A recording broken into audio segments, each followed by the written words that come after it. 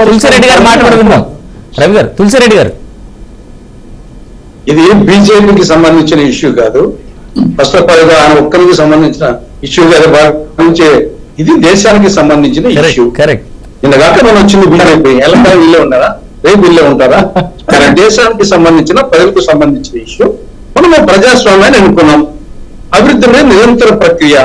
ఆ నిరంతర ప్రక్రియను అభివృద్ధిని వచ్చేసేసి ప్రజాస్వామ్య పద్ధతిలో నీకు బ్యాలెట్ మూలంగా బుల్లెట్ ఎందుకు, నీకు అభివృద్ధికి వచ్చేసి సాయుధ పోరాటం ఎందుకు అంటాను.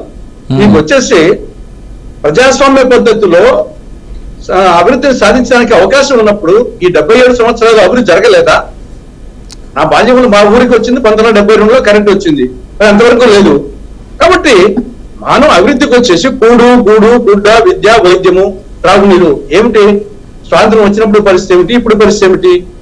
ఆ రోజు వచ్చేసి అన్నం తినాలంటే 3 పూట్ల తినే పరిస్థితి లేదు. ఒక ఆవు తినాలంటే పండగ రావాలా, లేకుంటే బంధువులు రావాలా, రోగం రావాలా, ఆ పరిస్థితి ఉన్నది. ఇప్పుడు వచ్చేసి స్కీములు లేవా? కూడుకు స్కీమ్ ఉంది, కూడుకు స్కీమ్ ఉంది, గుడ్డకు స్కీమ్ ఉంది, విద్యకు స్కీమ్ ఉంది, వైద్యానికి స్కీమ్ ఉంది. దానికి వచ్చేసి యంత్రాంగం వచ్చేసి జిల్లా పరిషత్తులు ఉన్నాయి, మండల పరిషత్తులు ఉన్నాయి, గ్రామ పంచాయతీలు ఉన్నాయి, సచివాలయాలు ఉన్నాయి, మొన్నటి వరకు వాలంటీర్స్ ఉన్నారు. కాబట్టి స్కీములు ఉన్నాయి, వ్యవస్థ ఉంది. మీరు కూడా వ్యవస్థలోకి రండి.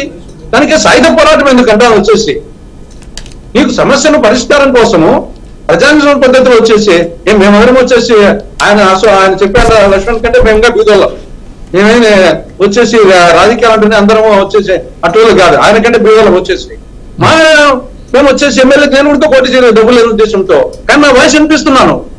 నేను ఎమ్మెల్యే కంటే చేయకపోవచ్చు, పులిందర్ కంటే చేయాలంటే నా డబ్బులు లేక నేనే వద్దన్నాను, కానీ నా వాయిస్ వినిపిస్తున్నా కదా. కాబట్టి మా రోడ్డు బాగాలేదు, రాయచోటు పేంపల్లి రోడ్డు వేయని చెప్పేసి పవన్ కళ్యాణ్కి వచ్చేసి ఈ యొక్క కడప రాజంపేట కోడూరు నేషనల్ హైవే వచ్చేసి అనుమతి రాక ఉంచిపోయింది, దాన్ని చేయని చెప్పి చెట్టు రాస్తున్నాము, వాయిస్ వినిపిస్తున్నాం రోజు. కాబట్టి ఎక్కడ ఏ సమస్య వచ్చినా ప్రజాస్వామ్య పద్ధతిలో, గాంధీ పద్ధతిలో, అహింసా పద్ధతిలో మన వాయిస్ వినిపిస్తాం. కాబట్టి ఆ విధంగా ఉన్నప్పుడు అభివృద్ధికి సంక్షేమానికి ప్రత్యామ్నాయ మార్గం ఉన్నప్పుడు సాయుధ పోరాటం ఎందుకు అంటాను? ఎవరి మీద సాయుధ పోరాటం? ఎవరి కోసం ఎవరిచ్చారు హక్కు నీకు సాయుధ పోరాటం?